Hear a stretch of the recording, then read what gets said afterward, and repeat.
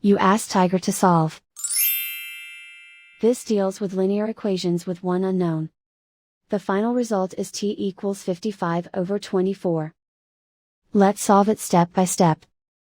Group all constants on the right side of the equation. Subtract 43/8 from both sides. Group like terms. Combine the fractions.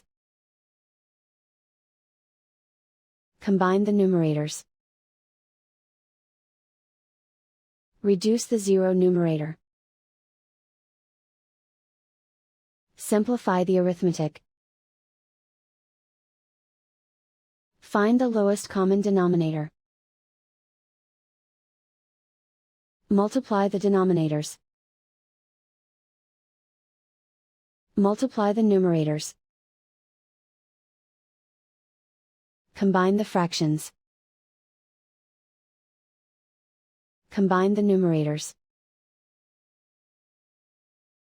And so the final result is t equals 55/24.